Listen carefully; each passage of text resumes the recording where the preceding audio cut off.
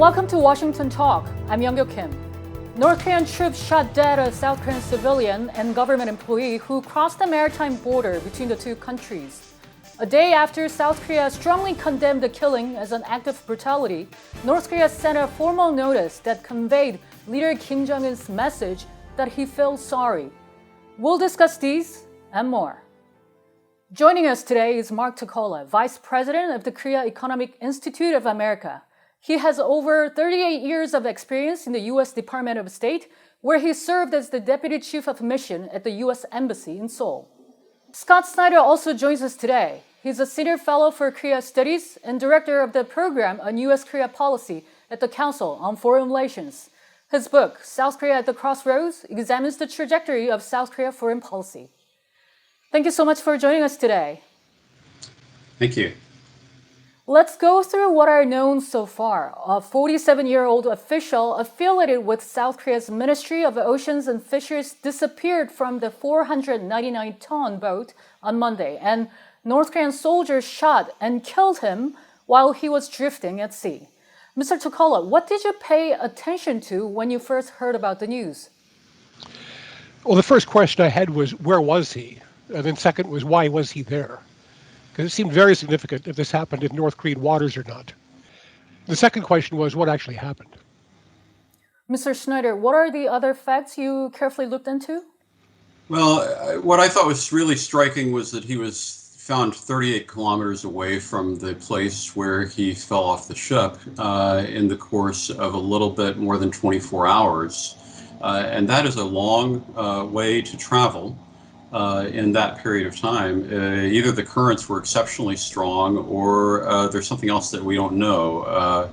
Certainly he had knowledge about the currents, and I think that could have been helpful. And then I think the other thing is that the initial report of the way in which he died was just so shocking that I think it grabbed everybody's attention and made a big emotional impact. Mm-hmm.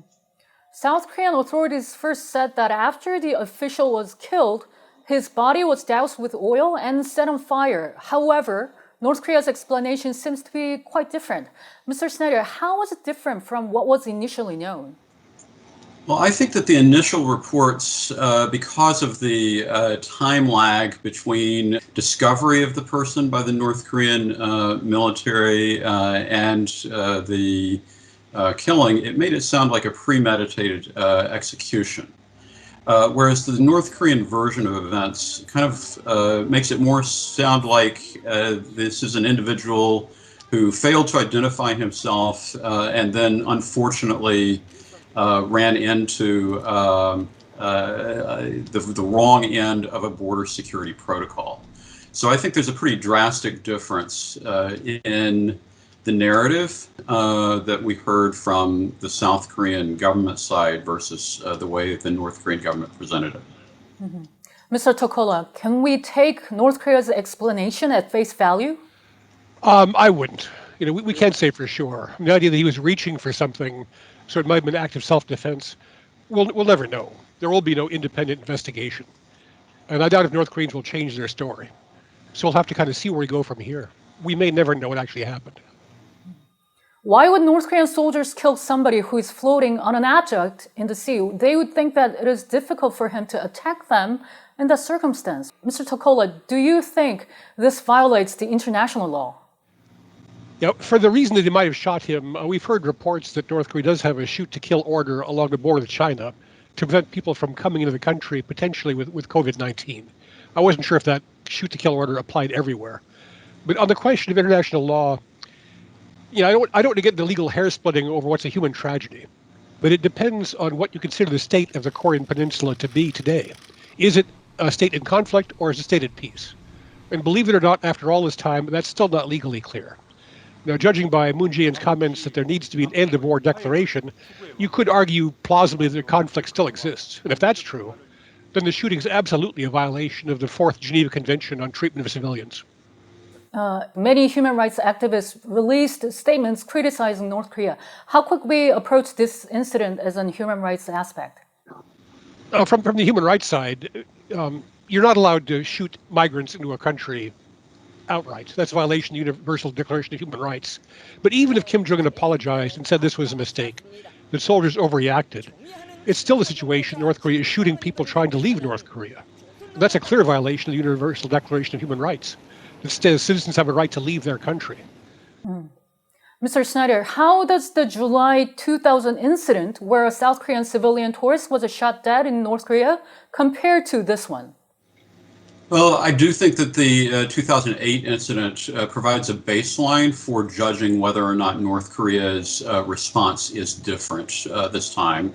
And the major difference that we see is that this escalated to the leadership level, and Kim Jong-un issued a statement of apology. And so that is a difference. I think that it puts a spotlight on the fact that when we face situations of crisis escalation, as we saw last June with the demolition of the liaison office, or in 2015 when we saw the guard post incident, Kim Jong-un is really the only firebreak in terms of generating an exit ramp for these kinds of situations. And so, on the one hand, it's good to see that there is a way of capping escalation and that the leader is attentive to it.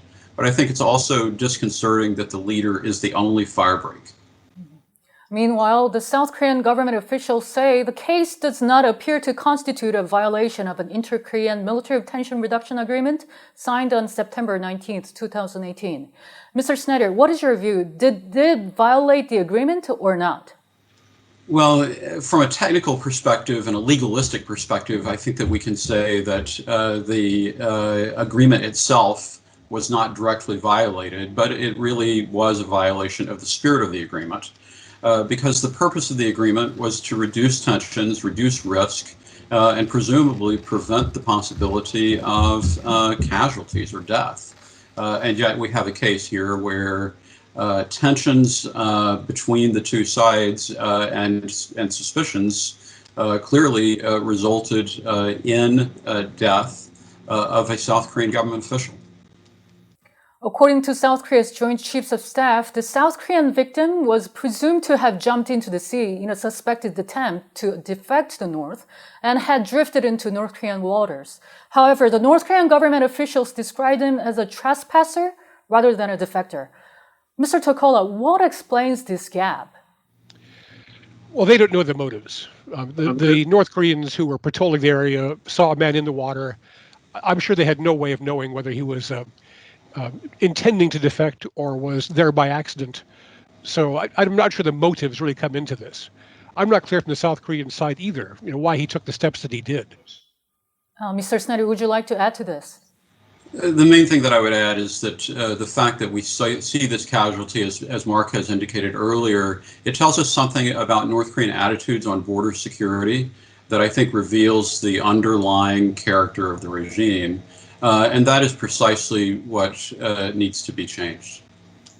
Just a day after a strong condemnation by the South Korean government, North Korea sent a formal notice. And through this notice, Chairman Kim Jong-un conveyed that he feels very sorry.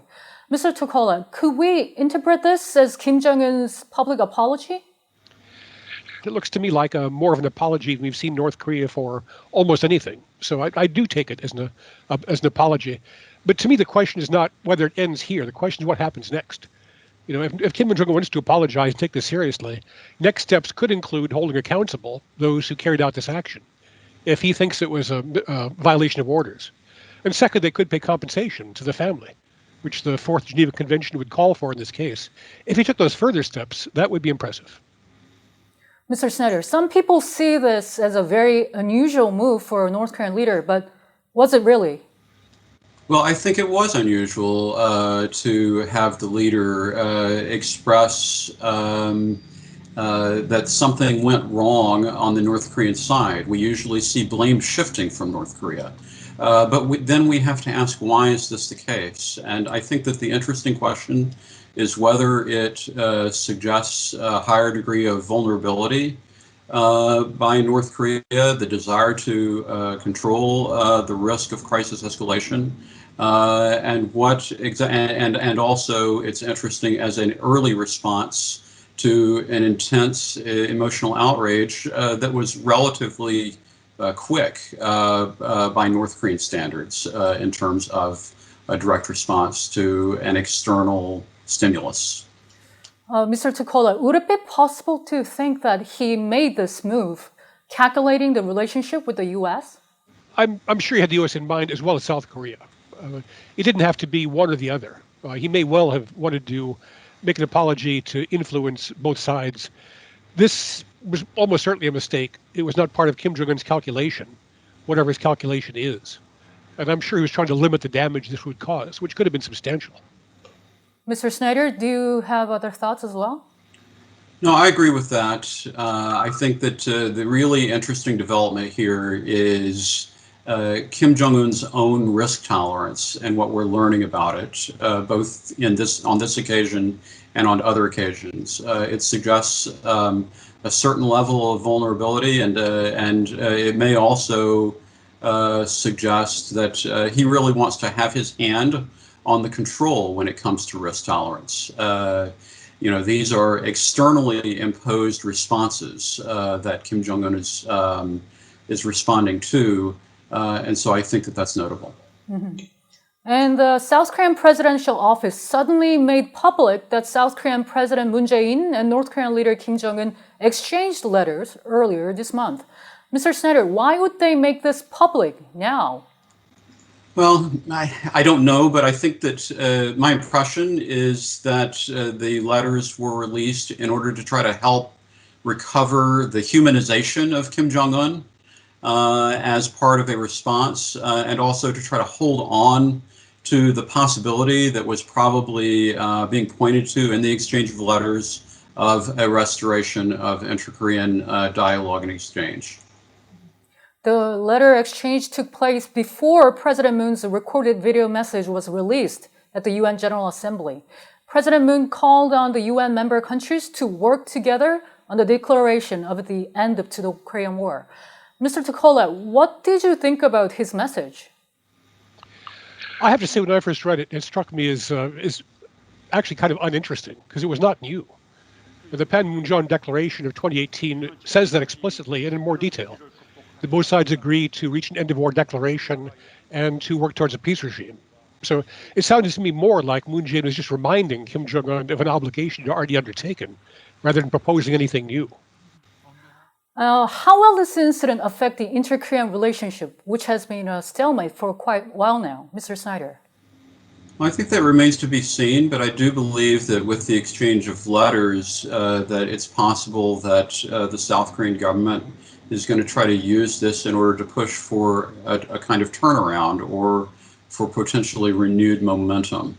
And I think that that would only be possible in the context of Kim Jong-un's statement expressing contrition for loss of life.